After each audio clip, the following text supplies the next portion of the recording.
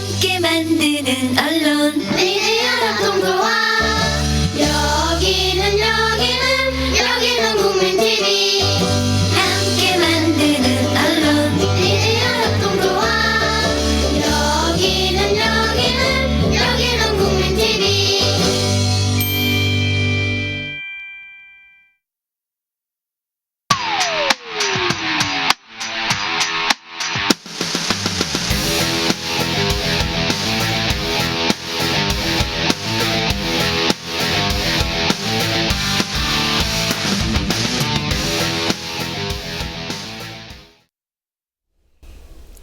청취자 여러분, 시청자 여러분 안녕하십니까? 진짜 안보 3의 막내 진행을 돕고 있는 권은비입니다.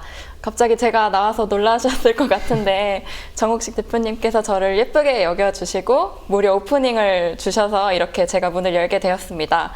오늘은 정옥식 평화네트워크 대표님과 그리고 게스트 이재호 프레시안 기자님과 함께 지난 설 연휴 동안 있었던 북한의 장거리 로켓 발사 그리고 사드 배치, 개성공단 중단에 대해서 얘기해 보도록 하겠습니다. 오프닝 아주 잘하시는데요. 네. 뭐 깔끔하네요. 예, 뭐 중간에 본인 또 미모 자랑도 좀 아이고. 하고 살짝 넣고, 예, 좋았습니다. 우리 이재호 기자님, 안녕하세요. 네, 안녕하세요. 근데 왜 이렇게 얼굴이 초췌해졌어요? 네, 그 설 연휴 때 일어난 일 말씀해 주신다고 네. 했잖아요. 네. 네. 그러면 저는 기자다 보니 네. 설 연휴 때 일어난 일을 기사로 써야 될 수밖에 없었고, 네. 그래서 저는 설 연휴가 뭐야, 먹는 거야, 뭐 이런 얘기를 하면서 네, 뜨거운 설 연휴를 보냈습니다. 네. 은비 씨는 설 연휴 어떻게 보내셨어요? 저는 집에서 네. 열심히 전부 치고 보냈습니다. 뜨거운 설 연휴. 신부 수업을 하셨구나. 예, 아이고 참 우리가 좀 즐겁고 가족들하고 좀 유쾌한 시간을 보내야 될 이 설 명절 때 하루가 멀다 하고 네. 서로 경쟁적으로 남과 북에 서로 꼴통짓을 하는 바람에 많은 사람들이 굉장히 스트레스도 많이 받고 네. 예, 또 현직에 있는 우리 이재호 기자 같은 분들은 예, 도대체 그 연휴를 갖다가 철야를 또 보내야 되고 참 이런 부분들이 이 남북한 사이 한반도의 안보 불안이 가중되다 보니까 우리 일상생활의 안보도 좀 위협을 받고 있는 이런 네. 느낌들이 좀 받는 것 같아요. 네. 예. 은비 씨는 저기 최근에 있었던 일 중에서 뭐 궁금한 것 중 뭐 먼저 어떤 질문부터 좀 꺼낼 수 있을 것 같으세요? 일단 장거리 로켓 이름이 광명성호였잖아요. 네. 근데 그게 예전에도 은하 3호가 발사되었는데 혹시 그거랑 뭐 차이가 있는 건가요? 어떤 기술 발전이 있었던 건지 궁금했어요. 네. 그러니까 뭐 은하 3호하고 이번에 광명성호하고는 뭐 그 발사체는 동일하다라는 쪽의 분석이 좀 많은 것 같고요. 근데 이름이 바뀐 것 같아요. 그러니까 예전에는 그전에는 이제 발사체 같은 경우에는 은하 뭐 3호라고 불렀고 거기에 탑재된 인공위성을 광명성 뭐 3-1호, 3-2호 네. 이렇게 부르지 않았습니까? 네. 근데 이번 같은 경우에는 좀 도색을 바꿔가지고 도색을 좀 새로 해가지고 발사체도 광명성호, 그 인공위성은 광명성 4호 이렇게 네. 이제 명칭을 바꿨던 것 같고 이번에 발사체 같은 경우는 일단 뭐 전문가들이나 언론 분석을 종합해 보면 발사체도 동일하고 좀 비행 궤적도 또 뭐 지난번과 마찬가지로 성공적으로 좀 이제 지구 궤도상에 소형 위성을 올려놓은 거 이것도 좀 뭐 성공했다 이렇게 보여지는 게 맞죠? 네, 뭐 그렇게 보고 있고 네. 그것도 이번에 또 특기할 만한 점이 네. 그 김정은 국방위원회 제1위원장이 직접 그 발사를 참관하는 모습을 네. 이제 공개를 했죠. 네. 그리고 그 뒷모습을 이렇게 딱 찍은 사진을 공개를 했는데 네. 그 장면은 사실 제 기억에는 2012년도에는 그런 장면이 나왔는지 정확히 기억은 안 나는데 네. 그때는 그런 장면의 특기가 없었던 것 같은데 이번에는 아주 대대적으로 많이 선전을 한 것 같고 네. 그리고 또 이제 북한의 이제 우주개발국 모습도 아주 많이 보여줬고 마치 그 나사에서 네. 그 달 착륙하면 막 저기 요원들이 막 환호를 예, 지르는 것, 박수 치는 것처럼 예, 우주개발국에서 막 박수 치는 그런 모습도 나오고 뭐 그런 점들이 좀 특이할 만한 점이었던 것 같은데 저는 한 가지 좀 저는 의문이 들었던 것이 네. 그 장면이 동영상이 아니라 사진이었어요. 다 스틸 사진이었거든요. 네. 그래서 왜 이걸 동영상을 안 찍었을까? 얘들이 카메라가 없지도 않을 텐데 이런 생각이 들었고 또 하나 재밌었던 거는 2월 7일에 발사를 하고 나서 그 이후에 이제 북한이 이 기록 그러니까 그 장면은 이제 녹화를 해서 보여주거든요. 네. 근데 아주 다양한 각도에서 그 발사 장면을 찍었더라고요. 네네. 뭐 정면에서도 찍고 측면에서도 찍고 위에서도 찍고 아래서도 찍고 옆으로 찍고 아무튼 뭐 12카트로 막 찍었던데 무인기를 동원했는 모양이네요. 그런가 봐요. 헬리캠 뭐 이런 걸 동원했나 봐요. 네. 그래갖고 뭐 여러 각도로 찍었더라고요. 그래서 보니까 또 로켓에 그 캠을 다른 것처럼 그 로켓 발사할 때 카메라가 쭉 다시 따라 올라가더라고요. 근데 네. 이게 진짜 맞는 건지 모르겠는데 약간 CG 같기도 하고. 그래서 그런 것들, 이런 것들을 종합해 봤을 때, 아, 이 발사체는 어찌되었든 내부적인 목적이 굉장히 크다라는 거를 한 가지 좀 유추해 볼 수 있지 않나라는 생각이 좀 듭니다. 뭐 다양한 원인이 있겠지만요. 네. 그러니까 제가 이제 예전부터 김정은 시대 북한을 이해하기 위해서는 키워드로 양탄일성, 네. 그러니까 원자탄과 수소탄 그리고 인공위성, 요걸 이해하는 게 중요하다라고 이제 여러 차례 말씀을 드렸었는데, 아무튼 올해 그 1월 6일 날 북한이 수소탄이라고 주장하는 4차 핵실험을 그렇죠. 실시를 했고, 그리고 한 달 뒤에 또 이제 그 장거리 로켓, 이게 미사일인지 로켓인지 뭐 이거에 대한 이제 논란도 많이 있습니다만, 일단 쏜 거는 인공위성이 맞는 거죠. 뭐 네. 지구 궤도 위를 좀 돌고 있다라고 하는 것은 이제 미국도 한국 정부도 확인을 했기 때문에 쏜 것 자체는 인공위성이 이제 맞는 거죠. 그래서 이제 그 5월달 당대회를 앞두고 36년 만에 열리는 당대를 앞두고 나도 양탄일성을 갖게 됐다. 이걸 과시할 수 있는 일단 좀 뭐 프로파간다는 좀 일정 정도 확보한 이런 측면들이 있는 것 같아요. 네. 예. 지금 프레시안에서는 뭐라고 표현하나요? 대다수 언론은 장거리 미사일로 표현하고 있지 않습니까? 정부도 네, 그렇고. 네. 극소수 언론만 장거리 로켓이라는 표현을 쓰고 있는데 그렇게 표현했다 욕먹는 언론들도 많이 있어요. 프레시안은 네. 공식적으로 어떻게 표현하고 있습니까? 저희도 욕먹는. 네, 아니, 왜냐면- 소수파에 속하는구나. 네, 로켓이라고 쓸 수밖에 없는 것이, 그러니까 네. 말씀하신 대로 논란이 있잖아요. 근데 네. 이제 그러니까 발사체에 뭘 싣느냐에 따라서 이제 이게 미사일이냐 로켓이냐 이렇게 이제 구분을 할 수가 있는 측면이 있고, 네. 그리고 그래서 제가 위성이라는 단어는 위성이라고 뭐 장거리 위성 이렇게 쓰진 않았고, 저희는 이제 그냥 있는 그대로 장거리 로켓이라고 이야기를 했고요. 그리고 또 하나는 좀 이게 로켓이라는 것을 로켓 괄호 미사일 뭐 이렇게 쓰는 경우도 있더라고요. 네. 근데 어찌됐든 한미 양국 정부가 위성이라고 확인을 해줬으면 굳이 네. 저희가 미사일을 쓸 필요가 있냐라는 생각이 들었고, 또 하나는 제가 예전 2012년도에 그 은하 3호 네. 그걸 발사했을 때 당시 김종대 이제 당시에는 디펜스실 편집장이었던 네네. 네. 저기당 국방기획단장님이시죠. 기획단장님이시죠. 그분이 이제 그 흥사단에서 개최하는 토론회에 이제 패널로 나오셨어요. 제가 그때 네, 취재를 네. 갔었는데, 근데 이제 당시 김종대 편집장님이 말씀하시기로는 네. 이것이 탄도미사일이 되려면 재진입 기술을 확보를 해야 한다. 네. 근데 현재 여러 가지 첩보나 정보 상황상 재진입 기술을 확보하지 못한 것 같다라고 네. 이제 평가를 하시더라고요. 네. 그리고 그 기술 평가가 좀 어렵다고 하고, 근데 그게 어떻게 보면 일반적으로 그렇게 평가들을 하고 있는 것 같아서, 네. 그래서 저는 변히 미사일이라고 쓰기가 좀 어려운 부분이 있지 않나라는 생각이 들었습니다. 그럼 여기서 좀 제가 좀 명쾌하게 정리를 좀 해드리면요. 가장 중립적인 표현은 로켓입니다. 네. 로켓이고, 이 로켓에 탄두가 실리면 그건 이제 미사일이 되는 거죠. 그리고 여기에 이제 인공위성이 실리면 그 발사체는 보통 전문 용어로 우주 발사체라고 부릅니다. 우주 발사체. 네. 예. 그러니까 근데 이걸 중립적으로 장거리 로켓이라고 표현을 하게 되면 이것은 일단 인공위성을 쏘아 올리기 위한 용도이기 때문에 우주 발사체의 성격도 갖고 있고, 동시에 이것은 이제 탄도미사일 기술을 이용한 발사이자 이것이 이제 더 나아가서 대륙간 탄도미사일로 전용될 수 있기 때문에 로켓이라고 표현하는 게 제가 보기엔 가치 중립적인 표현이다, 이런 어떤 좀 생각이 드는 부분이 있고요. 네. 그리고 또 따져봐야 될 문제가 이게 단순히 재진입 기술뿐만 아니라, 재진입 기술이 왜 중요하냐면 우리가 왜 보통 밤하늘의 별똥별 보면은 이제 그 우주에서 떨어지다가 별똥별이 그 대기권에 진입하면서 엄청난 열이 발생하면서 이 뭐 자잘한 것들은 다 녹아 없어지는 걸 우리가 알 수 있잖아요. 그러니까 이제 그런 어떤 초고온으로부터 탄두를 보호하기 위해서 이 탄피를 만드는 이 기술 자체가 굉장히 좀 네. ICBM에서 중요한 기술인 부분이 있고, 그리고 또 이게 원하는 또 목적지에 떨어뜨려야 되잖아요. 이러기 위해선 자체적으로 제어 장치가 내장되어 있거나 아니면 인공위성을 통해서 그걸 갖다 제어할 수 있는 이런 기술도 좀 중요한 부분이 있고, 그리고 이번에 이제 북한이 쏘아오는 거 보면은 액체 연료를 주입한 거죠. 예. 네. 그리고 오픈된 공간에서 쏜 거예요. 예. 그러니까 이게 바로 대륙간 탄도미사일로 갈 수는 없죠. 여기서 미사일을 쏘면 오픈된 공간인데다가 액체 연료를 주입하는 순간 이건 다 이제 곧 쏘게 된다는 걸 알려주는 이런 부분이고 네. 이건 뭐 이제 선제 타격에 의해서 바로 제압을 당할 수 있고 또 북한이 이제 최근에 전력화에 임박한 것으로 알려진 그 KN-08 네. 이 대륙간 탄도미사일로 알려진 이 미사일과 광명성호의 로켓을 체를 비교를 해보면 이 KN-08이 훨씬 더 작습니다. 예. 그렇기 때문에 이게 바로 이게 대륙간 탄도미사일과 동일하다 이렇게 말하는 것도 기술적으로도 무리가 따른다 네. 이렇게 좀 말씀을 드릴 수가 있는 거죠. 예. 그러니까 이제 지금 이제 그걸 아무튼 쏘아 올렸고 그리고 바로 다음 날이었나요? 그 사드 한미 그 국방부에서 사드 같은 배치 날. 협의를 같은 날이었네요. 네, 그날 오후였죠. 네. 오전에 쏘고, 네, 네. 그죠? 오후에 네. 굉장히 뭐 마치 이제 기다렸다는 듯이 그런 이제 얘기들이 나왔는데 그 지금 한미 양국 국방부에서 발표한 핵심적인 요지는 뭐였죠?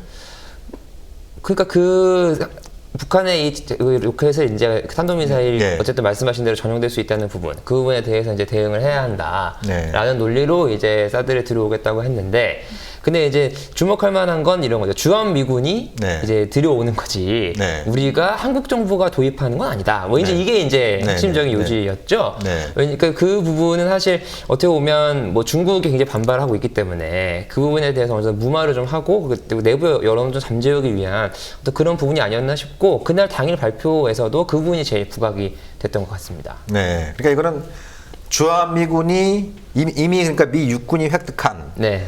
사드 1개 포대를 주한미군이 배치하는 거기 때문에 네. 이것이 마치 한국이 도입해서 그 사드 비용을 다 대는 것처럼 얘기하는 것은 잘못된 것이다. 네. 이걸 좀 강조하고 싶어 했던 것 같은데, 그러니까 일단 뭐 미 육군이 지금 보유한 상태니까 로켓 마틴사에서 산 거 아니에요? 그렇죠. 예, 사놓고 있는 상황이니까 이거를 갖다 놓는 것 자체는 이제 미국 부담인데, 문제는 그렇다면 한국 측 비용 부담이 없는 거냐?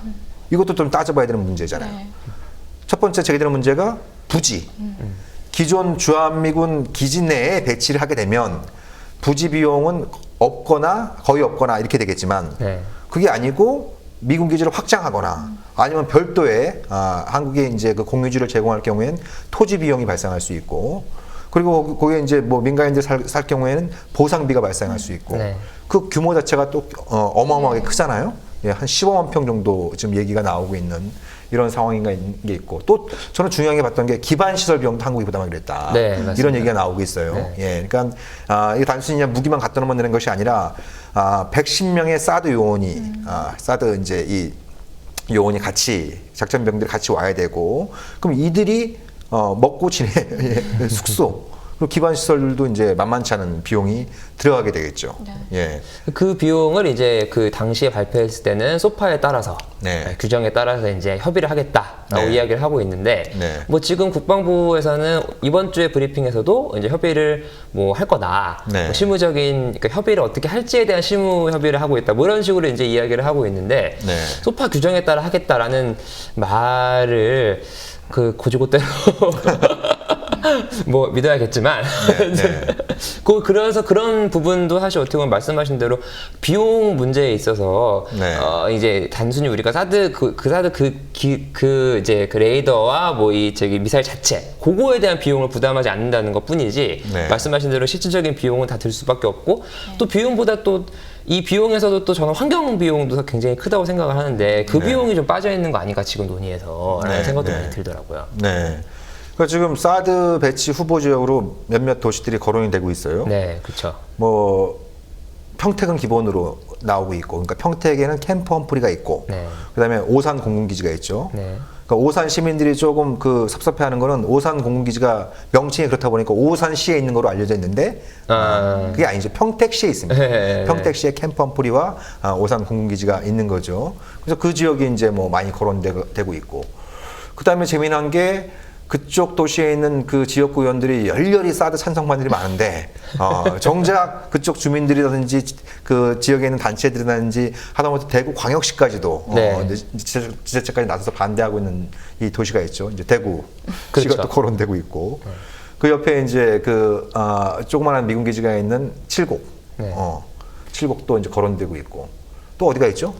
그 오늘 나왔던 거는 원주 얘기도 나오더라고요. 강원도 원주. 네, 강원도 원주도 강원도 얘기가 원주 나오고, 얘기가 네, 나오고 있고, 나오고 있다고 합니다. 또 군산 얘기도 나오고 네, 있고. 군산도 있고요. 예, 예. 네.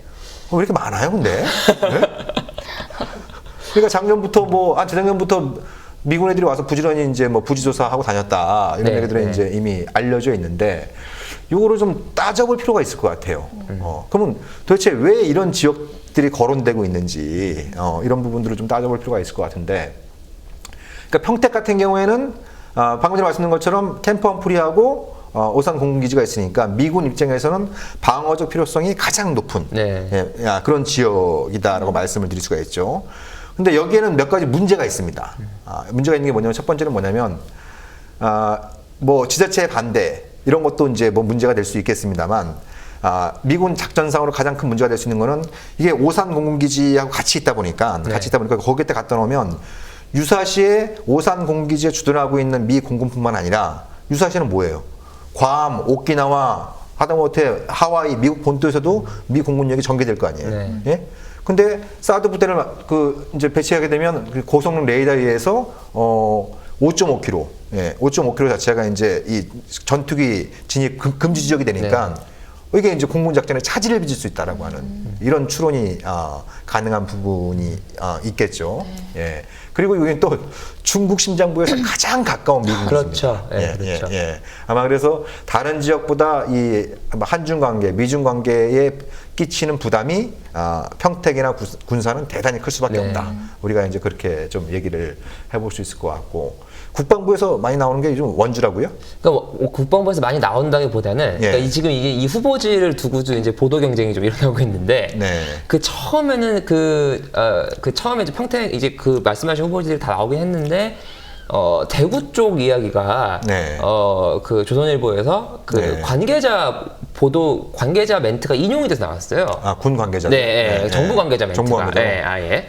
근데 중국의 어떤 그런 위험 위험 부담이 좀 있기 때문에 중국 쪽을 자극할 수 있는 어떤 위험 부담이 있기 때문에 대구 쪽이 좀 유력하다라는 식의 어떤 멘트가 나왔거든요. 그래서 근데 대구는 우리가 좀 주목할 필요가 있는 게 대국도 그렇고 칠곡도 그렇고 여기서 수도권까지는 한 200km 정도 떨어져 있습니다. 그러니까 여기는 수도권 방어에 아무런 관계가 없는 동네예요. 아무런 동네가 없는 동네. 그리고 대규모의 미군 시설도 없습니다. 여기서 또 그 평택까지는 한 160km 정도 떨어져 있어요. 그렇죠. 그러니까 사드의 그 최대 사거리가 200km라고 하지만 보통 그러면 유효 사거리는 그거보다 좀 이제 적을 수 있고. 그리고 우리가 중고등학교 때 배웠던 게 있잖아요. 피타고라스의 정리. 그죠? 그러니까 그게 뭐예요? 요격 고도가 높아지면 높아질수록 지표상의 사거리는 줄어들게 되는 것이죠. 지표상의 사거리는 이제 줄어들게 되는 이런 어떤 상황에 있고, 더군다나 평택에 있는 캠프 험프리나 오산 공군기지에 떨어지는 미사일을 요격하려면 측면에서 요격을 시도하게 되기 때문에 요격 확률이 더더욱 떨어질 수밖에 없습니다. 그럼 왜 대구하고 칠곡 얘기가 나오는 건가? 여기에 좀 촉을 좀 하나 세워야 되지 않겠습니까? 제가 그쪽 동네 얘기가 주로 나오는 핵심적인 이유는 일본 방어용이다. 이런 어떤 생각을 좀 오늘 좀 많이 갖게 되는데, 왜 그러냐면 북한에서 이제 그 일본을 사정거리에 둔 게 노동 미사일이지 않습니까? 그러면 대구나 칠곡에 배치를 하게 되면 두 가지 이제 측면을 우리가 따져볼 수 있는데, 첫 번째는 노동 미사일이 이쪽 그 인근 그 상공을 지나갈 때 그 비행 고도가 150km 미만으로 지나갈 경우엔 사드 요격 미사일이 이제 그 요격을 시도할 수 있는 그런 어떤 위치가 되겠죠. 그리고 더군다나 이것은 그 노동 미사일의 종말 단계, 그러니까 노동 미사일이 떨어지는 단계가 아니라 비행 초기나 중간 단계에 되겠죠. 그러면 어떤 장점이 있냐면 탄두하고 로켓체가 완전히 분리되지 않기 때문에 표적이 큽니다. 표적이 커지겠죠. 그리고 또 더 중요한 거는 속도가 훨씬 느립니다. 탄두가 떨어질 때에 비해서. 그래서 상대적으로 이쪽에서 만약에 북한이나 중국에서 이제 이 그 탄도미사일을 일본 쪽으로 쐈을 때 고도 150km로 날아갈 경우엔 요격을 시도하기가 훨씬 더 유리한 이런 어떤 지역이라는 부분이 있고요. 그리고 여기에 이제 같이 따라오는 고성능 레이더 같은 경우엔, 그러니까 거기서 이제 날아오는 미사일 그 정보를 일본이나 미군의 이지스함에 전달할 수 있습니다. 그리고 일본 그 패트리엇 부대에도 그 정보를 전달할 수가 있어요. 그러면 일본 같은 경우에는 대구나 칠곡, 저는 원주도 마찬가지라고 보는데, 이쪽에 이제 사드 부대가 배치되면 3중 방어 체계를 좀 강구할 수 있는 이런 어떤 현실적인 아주 굉장히 유리한 이점이 있는 거죠. 사드를 1차로 요격을 시도하고 이지스함에서 2차로 요격을 시도하고 그다음에 뭡니까? 일본 본토에 있는 패트리어트로 이제 마지막으로 요격을 시도할 수 있는 그런 어떤 굉장히 중요한 그 이제 군사적인 장점들이 있기 때문에 저는 이 대구 7곡을 미군이 검토하고 있는 것이 아닌가. 원주도 마찬가지고 그게 아니면 잘 설명이 안 됩니다. 왜 여기에 딱 갖다 놓으려고 그러는지 예, 특히 이제 미국 입장에서 잘 설명이 안 되는 이런 어떤 측면들이 있다 이렇게 이제 볼 수가 있는 거죠. 그럼 사드 배치에 대해서 일본은 어떤 반응을 보이나요? 좀 찬성하고 있는 건가요? 그렇다고 저는 알고 있는데. 아니 저기 공식적으로 협의 착수하겠다 그러니까 바로 만세 이제 이렇게 이제 그렇죠. 나오는 거죠. 그러니까 데이터 링크 16이라고 그래서 미군이 운영하고 있는 실시간 그 정보 공유 시스템이 지금 미일 동맹 간에 이미 돼 있고. 그리고 얼마 전에 이제 그 한미 동맹에도 그걸 하기로 하지 않았습니까? 그리고 2014년 12월 달에 이제 한미일 군사정보 이제 공유 약정이 체결되어 있는 이런 어떤 시스템들이 이제 갖추다 보니까 여기에 사드용 레이드까지 배치되게 되면은 이 한미일 3자 MD 특히 일본 쪽에서는 방어적인 어떤 그 효용성이 훨씬 더 높아지게 되는 이런 측면들이 있는 거죠. 그래서 전반적으로 볼 때 이 사드는 한국 방어용보다는 미국 방어용 성격이 아니 그 이제 일본 방어용 그리고 이건 또 미국 방어와도 이제 관련이 있는 게 뭐냐면 미국 본토를 방어하기 위해서 배치되어 있는 게 이제 그 GMD라고 지상 배치 요격 체계가 있는데 사드용 레이더가 이 전투 지휘 통신본부에 바로 또 실시간으로 정보를 제공할 수 있습니다. 네. 그러니까 한반도 상공을 지나가는 북한이나 중국의 대륙간 탄도미사일 정보를 딱 탐지하면 그 정보를 미국 본토에 있는 전투지휘 통신본부에 그 전달을 하게 되고 그러면 GMD에서 이제 요격을 시도하게 되는. 그러니까 중국이 반발하고 있는 핵심적인 이유 중에 하나가 이제 바로 그 측면들이 이제 군사 기술적으로 있는 거죠. 중국은 또 오늘 또 그 아주 세게 반발을 했는데 오늘 그 한중 그 차관 그 전략 회의가 열렸어요. 근데 거기 제가 요 워딩을 못 외워서 좀 갖고 왔는데 여기서 이제 중국의 장예수이 외교부 상무부부장이 이 양반이 이야기를 하기를 뭐 그냥 아주 직설적으로 얘기했습니다. 사드 반대한다.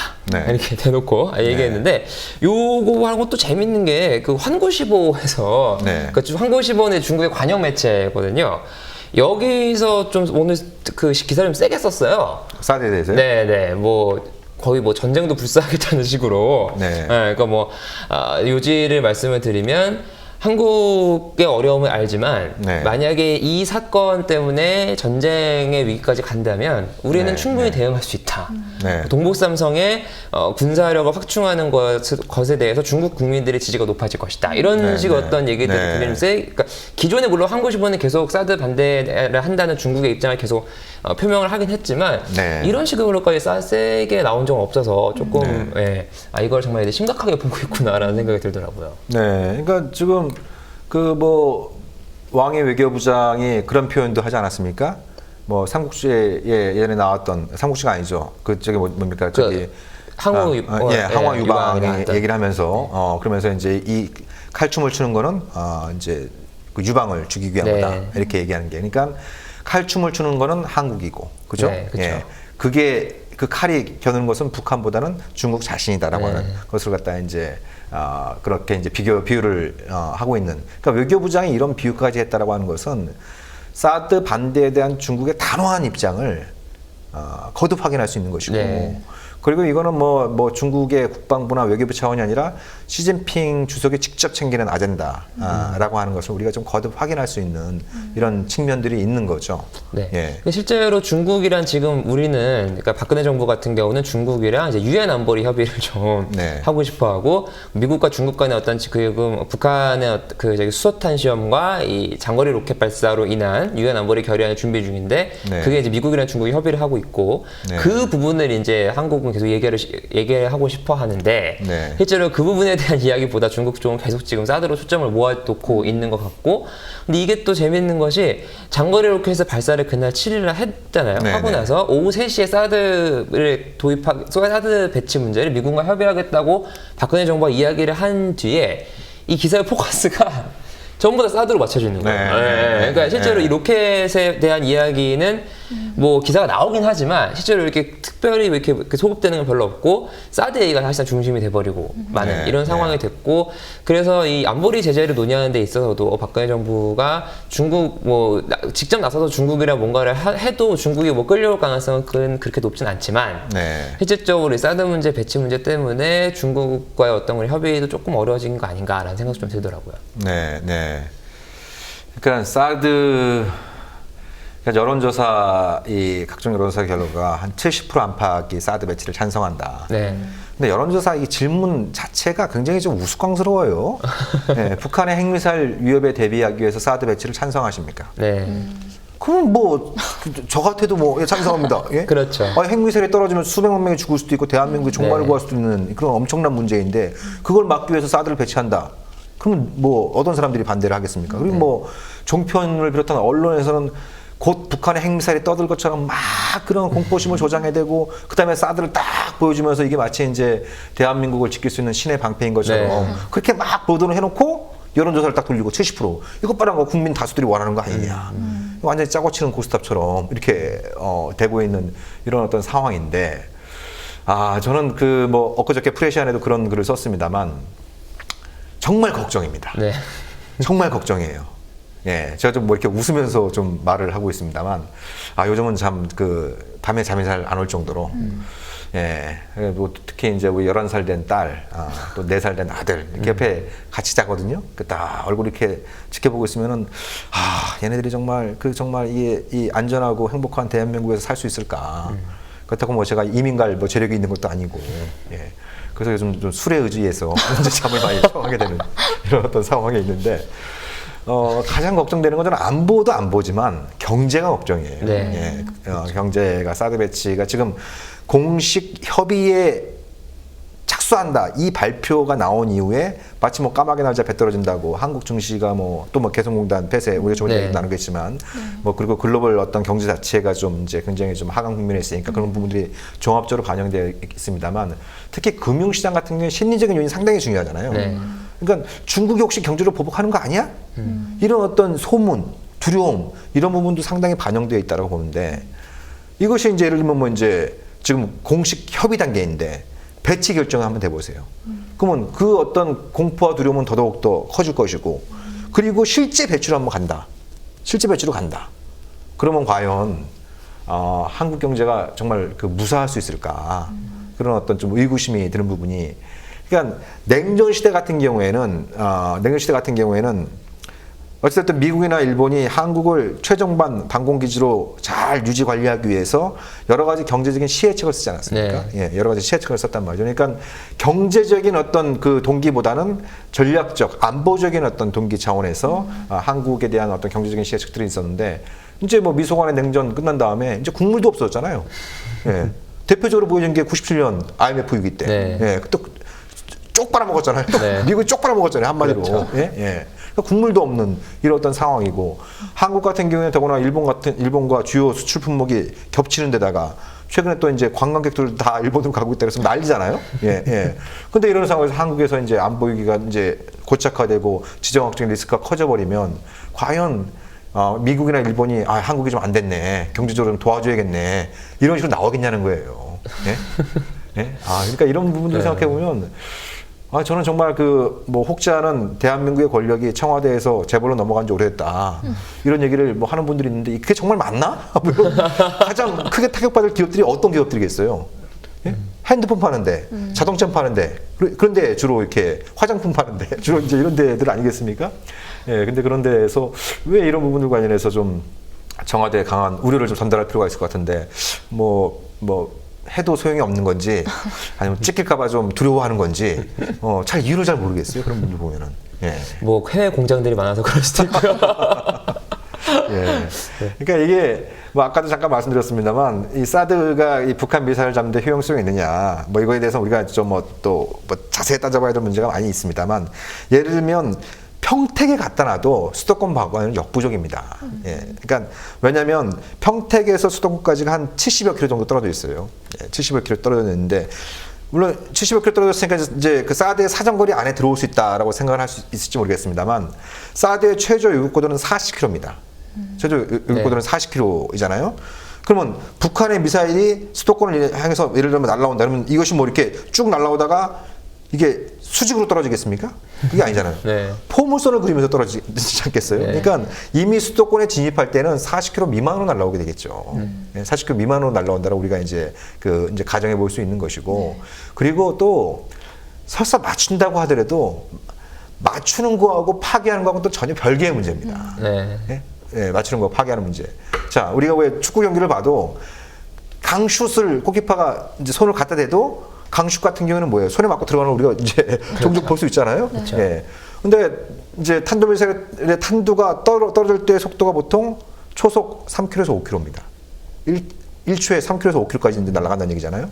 그리고 이게 빙글빙글 돕니다. 이게 텀블링을 해서 막 빙글빙글 돌면 떨어지고 또 꼬깍꼬 모양이에요. 예.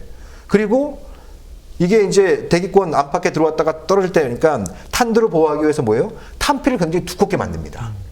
그러면 이게 이제 그 사드의 요격체가 한 키만한 키 정도 되는 건데 이게 아주 정확히 맞춰갖고 관통하지 않는 한 뭡니까?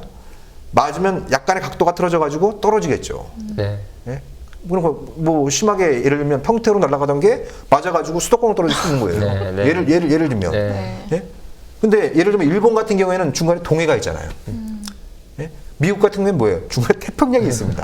중간에 맞아가지고 이게 파괴되지 않고 각도만 틀어져도 바다만 떨어져도 지들은 살아남을 수 있는 거예요. 근데 한국은 뭐예요? 휴전선만 넘으면 다 인구 밀집 지역입니다. 예.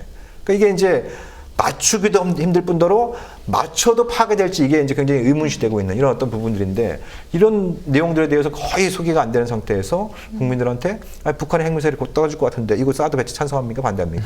이런 식으로 이렇게 여론몰이 하는 건 대단히 좀 떳떳하지 못한 행동이다. 네.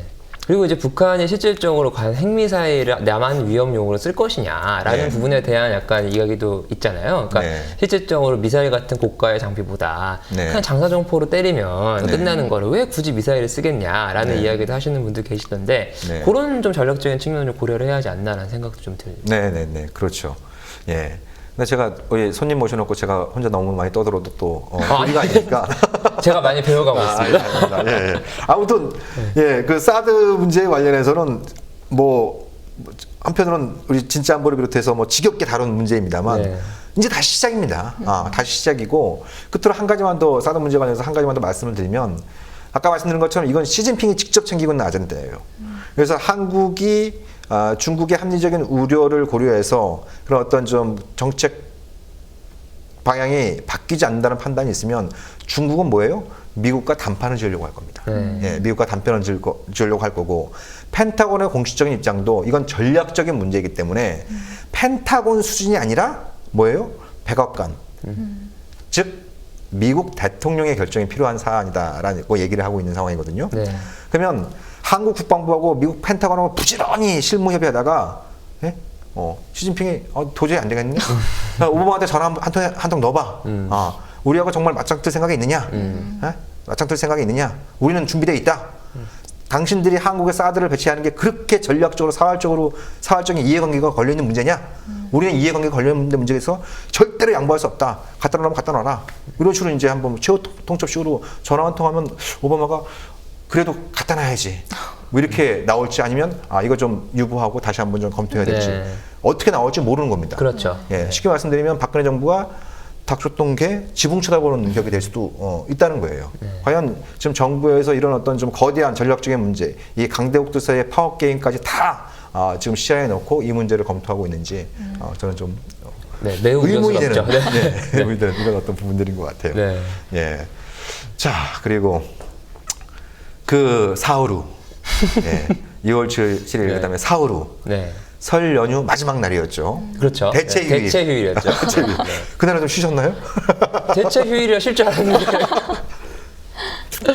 어떤 일이 있었습니까? 네, 개성공단이 중단이 됐죠. 예. 전면 중단했죠. 전면 중단. 네, 예. 전면 중단을 했죠. 뭐 잠정 중단이냐 전면 중단이냐 뭐 그런 어떤 좀 그 전에 예상들은 좀 있었어요. 네. 예, 예. 그러니까 그 전날 박근혜 대통령하고 오바마 대통령하고 전화 통화하면서 아주 강력한 양자 제재 이 얘기가 이제 나오면서 네. 개성공단 중단 카드를 꺼내야 되는 게 아닌가 이런 좀 이제 우려들이 좀 나오기 시작했는데 보란 듯이 다음 날 바로 그렇죠. 전면 중단을 얘기했죠. 이거에 얽혀서 우리 이재호 기자께서 해주실 말씀들이 굉장히 많을 것 같아요. 네, 어떤 가장 먼저 직접적으로 떠오르는 건 뭔가요? 일단은 그래서 통일부는 어떻게 하겠다는 거지? 일단 먼저 떠올랐고, 네. 그리고 이 개성공단이라는 것이 과연, 그러니까 이 정부에서는 개성공단을 그러니까 전면 중단을 하겠다는 이유가 국제 제재를 선도하겠다 뭐 이런 거거든요. 네. 그러니까 양자 제재를 하면서 네, 네, 네. 북한에 대한 어떤 제재를 통해서 북한을 압박하고 이렇게 옥죄겠다. 그래서 네. 얘들의 태도를 바꾸겠다. 이게 이제 정부의 목표인데 네. 그게 과연 가능하겠냐? 네. 라는 거에 대한 의구심이 가장 먼저 들었고, 네. 근데 아니나 다를까? 네. 그 다음날 북한이 바로 개성공단에 있는 모든 남측 인원은 다 나가라라고 이야기를 했고, 네. 그런 푼돈을 가지고 우리가 핵미사일을 만들 거라고 생각하지 말라는 식의 이야기까지 막 하면서 네. 완전 폐쇄를 시켜버렸거든요. 네. 그러니까 결국 이제 정부의 의도가 제가 그 정부의 의도를 그대로 수용을 한 상태로 이해를 하자면 네. 정부의 의도는 하루만 실패를 한 거죠, 사실상. 네. 네. 뭐 북한의 태도를 변화하기는커녕 오히려 더 강화를 시켰고, 네. 그 과정에서 실질적으로 피해를 보는 거는 네. 뭐 입주기업을 포함한 뭐 그 입주기업과 연관되어 있는 어떤 그런 뭐 협력 업체들이랑 이런 업체들이 결국은 다 손해를 보게 되는 그런 상황이 됐죠. 네, 북한도 뭐 피해를 볼 거다라는 이야기도 많이 하고요. 실질적으로 뭐 거기 노동자들이 있기 때문에. 근데 뭐 그 피해가 뭐 노동자들 임금이 그러니까 1년에 한 1,300억 정도가 들어갔다고 해요. 그 홍준표 장관이 그날 개성공단 네. 전면 중단하는 그날 그렇게 이야기를 했는데, 근데 지금 현재 개성에 있는 우리 입주기업의 투자된 자산만 1조가 넘습니다. 네. 그러니까 이미 뭐 거기서부터 이미 뭐 피해 규모에 대해서는 얘기를 할 필요가 없는 문제인 것 같고요. 네. 저는 개성공단이 양자 제재를 대체 왜 했냐, 정부가. 네, 네, 네. 그 속 이유가 좀 궁금합니다, 사실은. 네. 그러니까 개성공단에 예전에 이제 그 관리원에 있었던 분들 이렇게 말씀을 들어보면 MB 때부터 개성공단 문 닫고 싶어 했다. 이러면서 이제 그 건수만 찾고 있었다. 뭐 이런 얘기들이 좀 있었던 거죠. 그래서 그러니까 참 안타깝게 뭐 MB 정부 또 이제 박근혜 정부 들어서 이 햇볕 정책 지우기. 이건 DJ와 노무현의 유산이다라고 하는 어떤 이런 생각들이 워낙 강하다 보니까 좀 잘된 정책들은 좀 뭐 개성 발전시키고 좀 부족하다고 생각하면은 좀 뭐 변화를 통해서 좀 진전된 이런 정책 방안을 취한다기보다는 하나하나씩 다 지어가는, 네. 하나하나씩 이제 다 지어가는 마지막 남은 것까지 이제 이제 싹 그어버리는. 네. 그리고 바로 나오는 게 그거잖아요. 그러니까 제가 프레시를 썼습니다만 이게 전형적인 3단 논법 아닙니까? 네, 3단 논법이잖아요. 네. 그러니까 국정원이 이제 국회에 가서 북한 장거리 로켓 저거 쏜 거 러시아에서 기술하고 부품 사와서 한 것 같다. 예? 그렇잖아요. 그리고 다음날 통일부는 뭐예요? 그 돈은 개성공단 임금이 전용된 거다. 네. 이렇게 얘기하는 거고. 그리고 그 다음날 새누리당은 뭐예요? 그 개성공단은 DJ하고 노무현 정부가 받는 거다. 네. 그 야당이 책임져라. 이런 식으로 이렇게 나오는 거잖아요. 네, 그렇죠.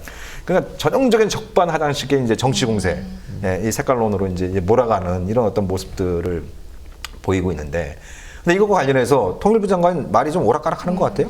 그렇죠. 예, 그러니까 10일 날 온브리핑에서는 이제 사실 저는 그 온브리핑에서 개성공단 자금이 개성공단으로 들어가는 자금이 북한의 핵과 미사일로 쓰일 수 있다라는 발언 자체를 한 거를 이렇게까지 나가려고 하는구나라는 네, 생각에 네, 솔직히 살짝 놀랐거든요. 그러니까 네. 물론 뭐 그런 얘기가 뭐 계속 있긴 해왔고 실질적으로 이렇게 박근혜 네. 정부나 이명박 정부에서 그런 걸 공격을 하는 빌미로 갈 수 있다는 생각은 충분히 했지만 네. 저거를 저렇게 온브리핑에서 대놓고 얘기할 줄 몰랐어요, 사실은. 네. 그렇게 대놓고 얘기를 했고, 그래서 이제 그거에 대해서 사실은 홍 장관이 어제 국회에서 본인이 실토를 먼저 했는데 네. 그 홍 장관의 발표가 끝나고 통일부 기자들을 상대로 백브리핑이 있었습니다. 네. 백그라운드 브리핑이라고 하는데 네. 그거는 네. 이제 실명에 나가는 거 아니고 이제 당국자 이런 식으로 나가는 네. 브리핑인데 거기서 이제 홍준표 장관이 본인이 어제 국회에서 이야기했던 얘기를 했어요. 그러니까 증거는 없다.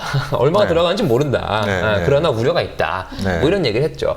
그리고 나서 12일 날 이제 그 개성공단 입주 기업들에 대한 어떤 그런 지원 대책을 발표하는 걸 브리핑을 했습니다. 그거는 이제 카메라가 있는 실명이 나가는 브리핑이었고요. 네. 그 브리핑에서 홍 장관이 자료를 가지고 있다라고 이야기를 했죠. 그렇죠. 예, 그리고 14일 날 일요일 날 KBS 일요광장에 나가서 그 자료를 자료를 보니까 뭐 70% 정도가 뭐 쓰인 것 같다라는 식의 어떤 발언도 했고요. 네. 근데 이제 15일 발언을 한 게 15일 날 어제죠. 국회에 가서 이야기를 한 거는 증거가 있다고 이야기한 건 아니다. 네, 네. 이제 이렇게 지금 왔다 갔다 하고 있는데 와전된 거다. 네, 와전된 거다 이렇게 그러니까 이 얘기했죠. 정권은 참 와전이라는 표현을 좋아해요.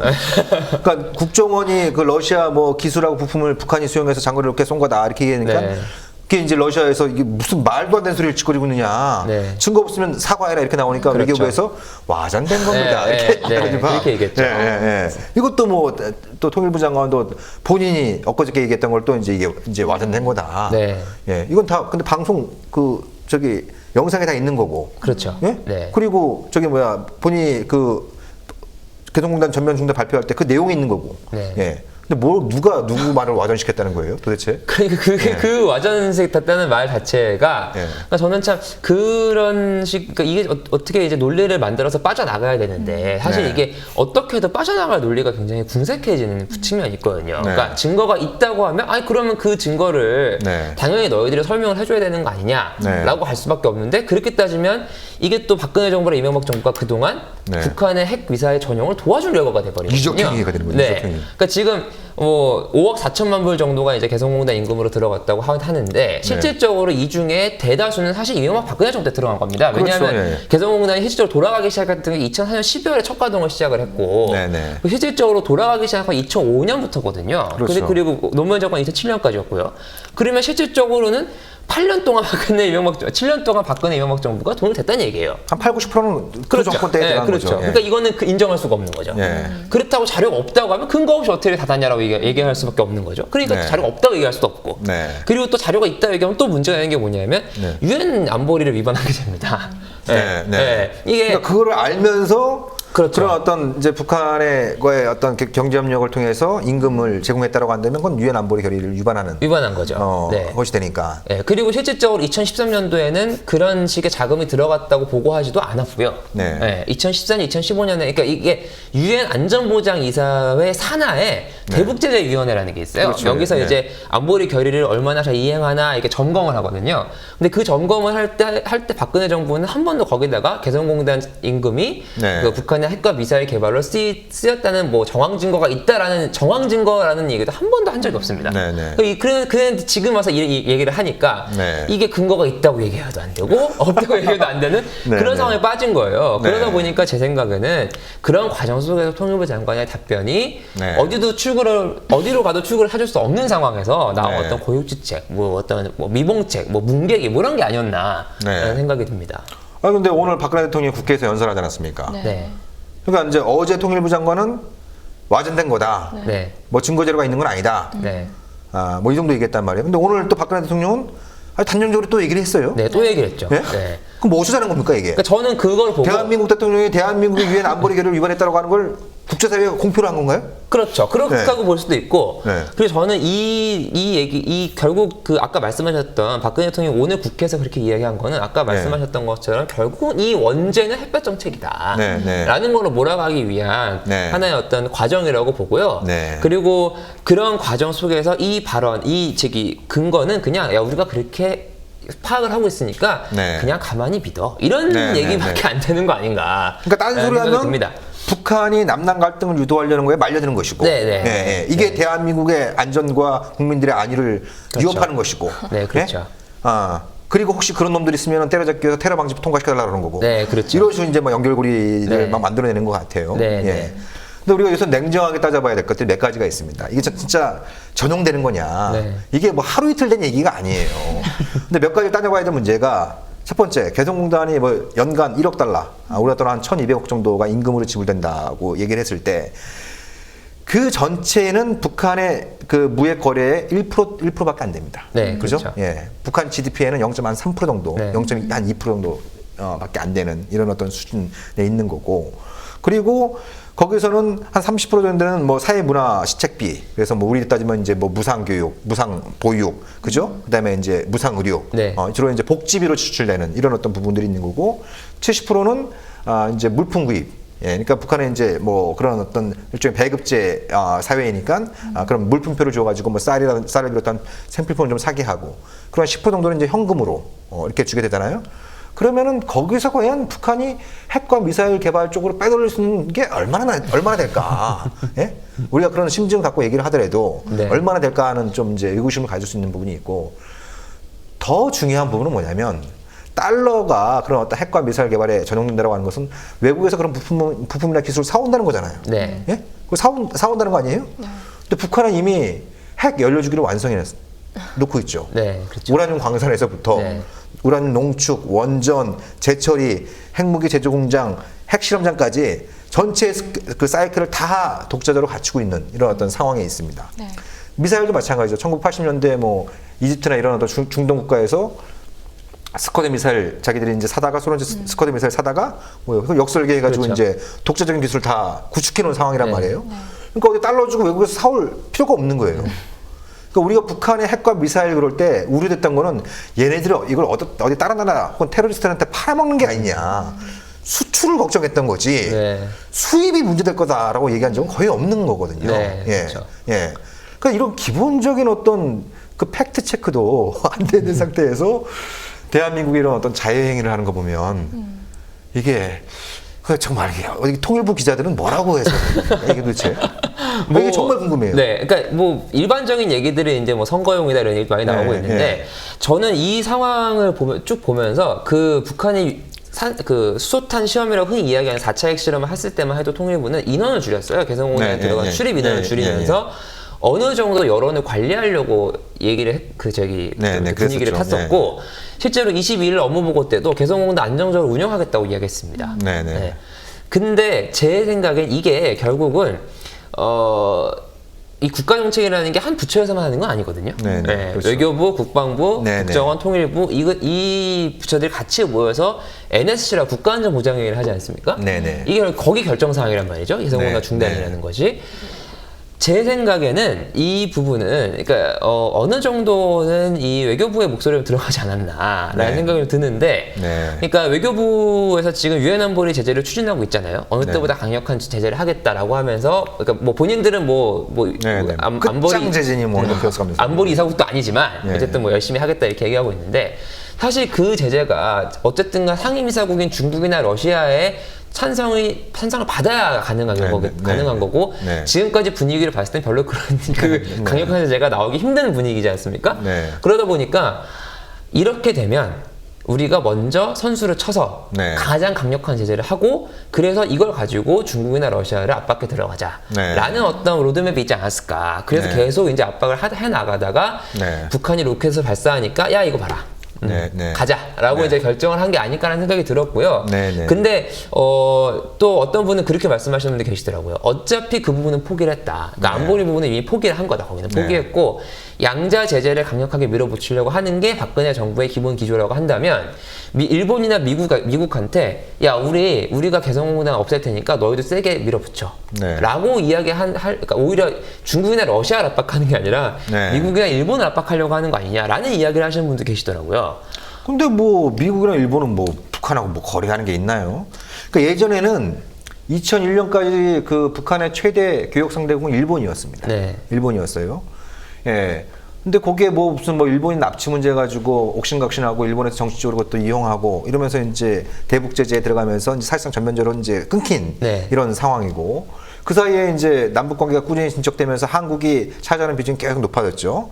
그러다가 이제 오이사 조치, 2010년에 오이사 조치가 이제 발동되고 계속 이제 남북 경제 교류 협력 그 규모가 줄면서 지금은 이제 중국이 한 90% 정도를 차지하고 있단 그렇죠. 말이에요. 네.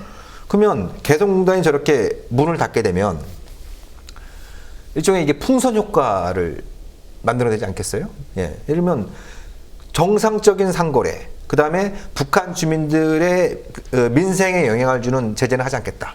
이런 게 이제 중국과 러시아의 지금 일관된 입장이란 말이죠. 그러면 예를 들면 이제 그 중국이나 러시아 입장에선 이 개성공단에 남아돌고 있는 이런 어떤 설비들, 최첨단 설비들을 저가에 사들일 수도 있고, 그리고 그 북한 개성공단에서 일하던 북한 근로자들이 노동자들이 얼마나 숙련된 노동자들입니까? 네. 예, 이 사람들도 이제 뭐 숙소 정도 제공해주고 개성공단에서 지불했던 것보다 한 2배 정도 임금 지불하면 굉장히 또 이제 자국 그 근로자보다 훨씬 더 그 이제 저임금을 가지고 고용할 수 있는 길이 열리게 되고 이런 어떤 부분들이 맞아 떠드니까 이들 나라가 미쳤다고 한국이 개성공단 문 닫았다고 그래 우리도 문 닫을게 이렇게 나오겠어요? 지들도 지금 한 푼이 아쉬운 이런 어떤 상황일 텐데 그러니까 이게 참 그런 거 보면 참 너무 나이브하게 생각하고 있다. 네, 순진하게 그렇죠. 생각했다는 부분이 있고 네. 이런 핵과 미사일 문제에 관련해서 한국에 독자적인 제재를 가한 적이 있습니다. 노무현 정부 때. 그러니까 2006년 그 7월 초에 북한이 이제 그 탄도미사일 그때는 로켓이 아니고 대놓고 이제 탄도미사일이었죠. 스커드, 노동, 대포동 이 맞춤형으로 이제 쏘아 올린 적이 있습니다. 그 이제 이 발사 지원과 포착되니까 노무현 정부가 그때 50만 톤에 달하는 식량 지원을 중단하겠다. 네. 이렇게 이제 북한에 압박을 가한 거죠. 50만 톤의 그 쌀이면 당시 그 북한의 소비량이 거의 한 4분의 1에 달하는 어마어마한 양이었거든요. 그러니까 북쪽에서 중단해라. 이 미사일 문제는 너희들이 관여할 문제가 아닌데 이걸 남북 관계에 이걸 적용하게 되면 그 후과 너희들한테 갈 수밖에 없다. 중단해라. 그걸 쏴버렸거든요. 예, 쏴버렸거든요.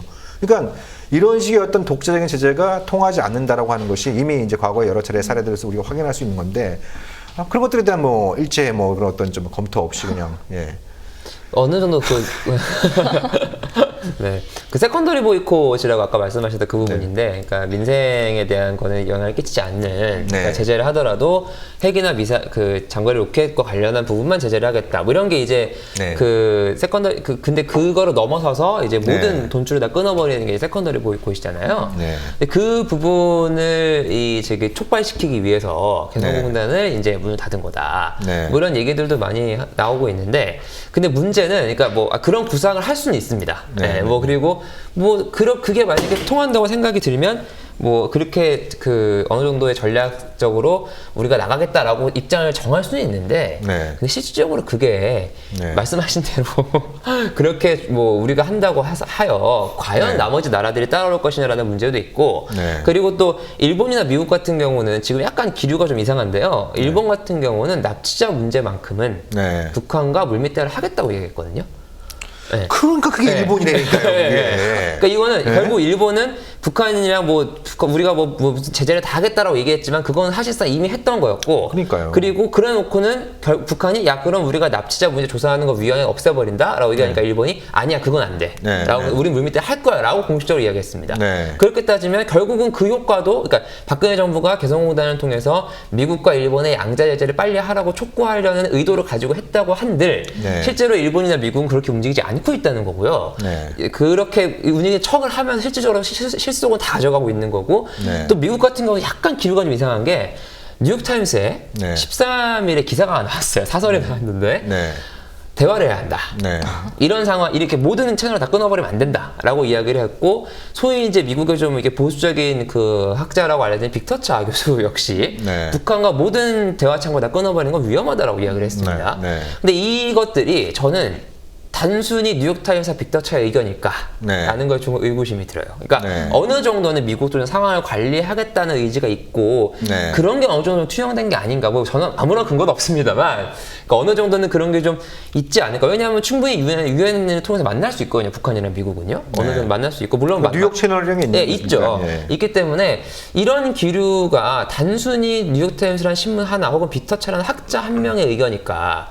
이런 어떤 약간씩 조금 이탈하는 움직임을 보이고 있는 거 우리가 좀 어느 정도는 좀 고려를 해야 하지 않나라는 생각이 좀 들었습니다. 그러니까 이 강대국 간에는 한반도 문제도 한반도 문제지만 글로벌한 차원의 문제들이 있는 거지 않겠습니까? 지금 그 오바마하고 푸틴은 시리아 사태, 우크라이나 사태 이런 어떤 문제들을 어떻게 이제 양국이 좀 입장을 조율해서 이 문제들을 좀 진정시킬 것이냐, 해결할 것이냐 이런 쪽에 좀 포커스가 맞춰져 있는데 러시아가 얘기하는 건 사드 들어오면 우리의 대외 정책이 바뀔 수도 있다. 이렇게 이제 전략적 문제를 간주하겠다 이런 식으로 이제 나오고 있는 상황에 있는 거고. 그리고 미국과 중국이 아무리 경쟁 관계에 있다고 하더라도 서로 이제 특히 경제적으로 굉장히 밀접하게 상호 의존하고 있는 이런 네. 어떤 관계이잖아요. 근데 지금 막 그 뭐 조지 소로스를 비롯한 이 한머니들이 막 그 중국의 위안을 한번 때려잡겠다고 막 이러는데 이건 미국 입장에서 상당히 부담이 되는 네. 예, 이런 또 이제 문제들인 거니까. 그러니까 이제 그런 어떤 거대한 차원의 문제들을 이제 조율하는 과정에서 그러면 뭐 그 한반도 문제는 좀 이 정도 수준에서 일단 관리를 하자든지 이 정도 수준에서 일단 퉁치고 넘어가든지 이런 식으로 쇼부를 칠 수 있는 거예요. 예, 우리가 이제 많은 역사에서 이제 그렇게 이제 볼 수 있는 측면들이 있는 거니까 풍만님 말씀하신 것처럼 일본 같은 경우에도 아니 아베가 자기가 총리되면서 최대 공약으로 내세웠던 게 뭐예요? 네, 그렇죠. 일본 납치자 문제잖아요. 네. 예? 근데 뭐 일본이 독재제 강화한다니까 북한에서 그래? 그럼 뭐 납치조사위원회 그건 뭐 문 닫자. 이런 얘기 그러니까 그러면 이제 아베 신조 입장에서는 이제 골치 아파지니까 또 올해 또 선거가 있잖아요. 그렇죠. 그러니까 되든 안 되든 납치자 문제는 계속 그 협상 테이블에 올려놓고 뭔가 하는 척이라도 해야 되는 거예요. 네, 네. 예. 그러니까 이제 그건 또 이제 그 납치자 문제에 관련해서는 대문이 열려 있다. 근데 유독 한국만 모든 문을 다 닫고 있는 거 아니에요, 지금. 그렇죠. 예, 모든 문을 다 닫고 있는 이런 어떤 그 상황에 있는 거고. 그리고 또 그거는 또 좀 뭐 우리 이 기자께서는 어떻게 평가하세요? 오늘 그 박근혜 대통령이 뭐 체제 붕괴, 네. 사실상 흡수통일을 겨냥한 네. 이런 또 발언을 했어요. 네. 예, 그러니까 이 체제 붕괴라고 하는 건 대통령이 공식적인 자리에서는 처음 네, 나온 맞습니다. 거지 않습니까? 네, 네. 예. 이런 부분들은 좀 뭐 통일부 주변이나 좀 분위기들이 어때요? 그런 얘기를 했다는 거를 네. 뭐 그러니까 이게 뭐 지금 현재 분위기가 이렇고 뭐 그런 상황이기 때문에 이제 북한의 반발을 유도하기 위해서 이렇게 이제 이야기들을 합니다. 네. 이야기를 하지만 제가 지금까지 박근혜 정부에서 통일부를 출입한 지 한 3년 한 2개월이 됐거든요. 네. 네, 횟수는 4년째인데 저는 이제 좀 본심이 들어간 게 아닐까라는 생각이 좀 들어요. 왜냐하면 네. 통일준비위원회라는 거를 꾸렸다는 것부터 시작해서 네. 이 지금까지 해왔던 그 어떤 정책적인 측면을 봤을 때 통일 준비를 굉장히 중요하게 생각하고 통일 박람회도 열고 무슨 뭐 통일 무슨 뭐 문화제도 하고 막 여러 가지 걸 했거든요. 뭐 별로 언론에 보도는 많이 안 됐지만. 근데 그런 것들을 봤을 때 대체 그럼에도 불구하고 이 정부에서는 남북 관계에 대해서는 별로 그렇게 많은 공을 쏟지는 않았습니다. 물론 통일부 당국자들이 열심히 했죠. 그 사람들이야 네. 그걸 하는 사람들이니까요. 근데 이런 식의 이 대화라는 창구를 놓으면서도 언제든지 계속 이제 흡수통일이라거나 체제 붕괴라 이런 것들 생각하고 계시다가 이제 4차 핵실험도 했고 장거리 로켓을 쏘고 이러니까 이제는 우리가 이거를 드라이브로 걸 수 있는 체제 붕괴라거나 흡수통일을 드라이브로 걸 수 있는 어떤 모멘텀이 그러니까 어떤 기회가 만들어졌다라고 생각을 했다는 판단이 하나 들고요. 또 하나는 이건 정세현 전 통일부 장관이 많이 말씀하셨던 건데 네. 통일을 얘기하는 정부치고 네. 통일을 바라는 정부는 없다라는 네, 얘기를 네, 많이 네, 하셨어요. 네. 그러니까 이게 여러분 국내 정치용이라는 거죠. 네. 네, 저는 그러니까 사랑한다고 얘기를 남발하는 사람치고 진짜로 사랑하는 사람이 좀 뭐 그런 것처럼 네. 그러니까 이게 결국은 통일이라는 얘기는 통일을 하면 만약에 예를 들어서 북한이 저 위에서 저 김정은 국방위원장이 우리가 통일해야 한다라고 이야기를 하면 우리는 이렇게 받아들일 거란 말이죠. 적화 통일을 하려나 보네. 네. 안 되는데? 라고 생각을 할 거란 말이에요. 그러면 평화적인 통일은 당연히 더 벌어질 수밖에 없고 네. 반대로 우리가 통일 이야기를 하면 네. 저쪽에서 받아들이기에 오이씨 우리 그럼 잡아먹히겠네 라고 생각을 할 거 아닙니까? 그러면 당연히 남북 대화는 잘 안 될 수밖에 없고 평화 통일은 멀어질 수밖에 없는 거거든요.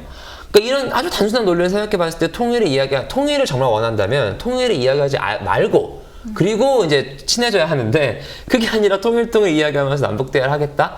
네. 이거 자체가 저는 좀 맞지 않는 비합리적인 행태라고 생각을 했고 그게 3년 동안 이어져 오다가 이번에 이제 정확히 본색을 드러낸 거다라는 생각이 듭니다. 건수 만난 김에 이제 좀 보시고 기다렸다는 듯이. 예. 네. 그리고 그것이 어느 정도 지금 현재 4월 총선이 있고요. 그리고 내년에 대선이 있고 사실상 선거 전국으로 이제 이 대한민국이라는 이 배가 선거 전국으로 뭐 들어가게 되는데 그 와중에 이 무기는 여권에 굉장히 좋은 무기일 수밖에 없죠. 그렇죠. 그러니까 지금 다른 이슈들을 다 빨아먹고 있잖아요. 네. 그러니까 제가 제 직업상 이런 핵이니 미사일이니 사드니 뭐 개성공단이 이런 주제들을 많이 다뤄서 저 개인적으로는 크게 손해 볼 일 없습니다. 네. 뭐 농담입니다만. 근데 가만히 이렇게 신문이나 이렇게 뭐 방송을 보고 있으면 매일 그런 얘기만 하잖아요. 네. 야, 근데 대한민국에 정말 그 중요하게 다뤄야 될 이슈들이 정말 저렇게 없는 건가? 예? 9시 뉴스 보면은 8시나 9시 뉴스 보면은 방송 시간에 한 8, 90%가 다 이런 얘기밖에 없어요. 네. 예? 근데 지금 대한민국에서 우리 사회에서 특히 선거를 앞두고 중요하게 다뤄야 될 문제들이 얼마나 많습니까? 네. 근데 이 문제를 갖다가 이 정부에서 문제를 키우면서 예? 또 극단적으로 몰아나가면서 다른 이슈들을 다 빨아먹고 있는 특히 정부나 여당의 실정을 빨아먹고 있는 네. 그런 어떤 측면들이 있는 것이고 그리고 또 많은 국민들이 특히 이제 젊은 세대들이 느끼기에 또 그런 거 있지 않습니까? 아, 쟤네들은 맨날 우리랑 먹고 사는 거하고 우리 실제 생활하고 관계없는 것만 싸우는구나. 예? 그럼 뭐예요? 정치에 대한 그렇죠. 혐오가 늘어나게 되고 그러면 결국 투표장으로 가는 젊은 세대들이 좀 줄어들게 되는 것이고 네. 예, 그러면 자기 여권 입증인 사람도 아, 이게 우리한테 불리할 거 없다. 그러니까 이게 갈수록 이제 이 꼬리가 몸통을 흔드는 이른바 그 웻더 독이라고 하는 현상들이 네. 한국 정치에서 정말 심해지는 것 같아요.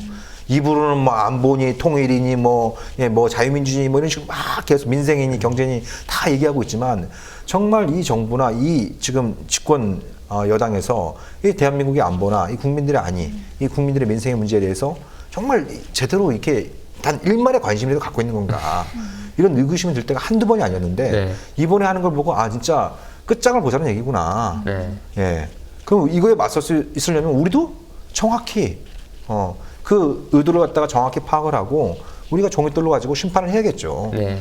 그런 꼼수는 더 이상 통하지 않는다라고 하는 것을 갖다가 우리가 명확히 그러니까 이 정부와 여당이 이런 어떤 그 남북관계 통일 외교 안보 이슈를 가지고 장기 집권을 획책하려고 하는 이런 어떤 시도 그런 권력 의지를 뛰어넘을 수 있는 국민들의 의지가 만들어질 때에만 이런 어떤 시도가 더 이상 발을 못 붙이게 될 텐데 네. 아무튼 저는 이 개성공단 이번 이 폐쇄 건을 보면서 드는 생각이 뭐 여러 가지가 있었습니다만 그 중에 하나가 이게 정말 이 박근혜 정권이 이 남북 경협의 대못을 갖고 있구나. 네, 그렇죠. 자, 정권이 바뀌었다. 예를 들면 정권이 바뀌었다. 그래서 뭔가 개성공단을 다시 살린다든지 금강산 관광을 재개한다든지 아니면 다른 어떤 남북 경협 프로젝트를 할 때 그때 뭐 예를 들어서 북한의 핵과 미사일 문제가 많이 해결이 진전되어 있으면 다행이겠지만 별반 차이가 없거나 악화되어 있으면 뭐예요?